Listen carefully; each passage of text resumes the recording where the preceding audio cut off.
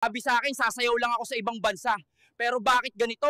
May latigo pa pag nagkamali. Ang hirap talaga maging macho dancer. Matigas na lalaki, ikaw ay iniimbitahan ko sa aking palasyo. Bakit po, sir? Sayawan mo ako mamayang gabi. Mali ata talaga yung napasok kong trabaho. Sana nag-construction na lang ako. Sana nag-artista na lang ako. Matigas na lalaki, itabihan mo akong matulog ngayong gabi at bukas.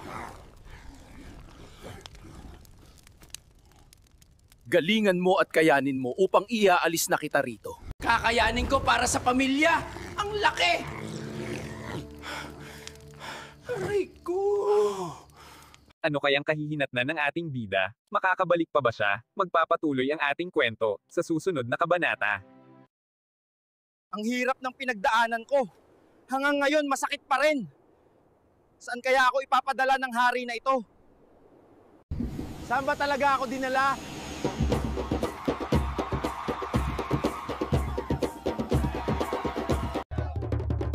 Maligayang pagdating sa aming kaharian. Pinadala ka ng hari ng Ehipto dito sa amin upang magbigay ng aliw. Mas nakakatakot dito. Baka lapain at meriendahin ako ng mga layon. Ikaw, gwapo, masarap ka daw katabi sa gabi. Tabihan mo kaming matulog mamayang gabi.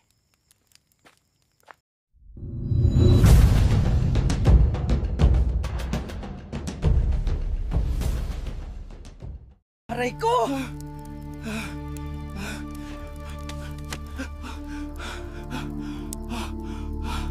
Ano na kayang mangyayari sa ating bida?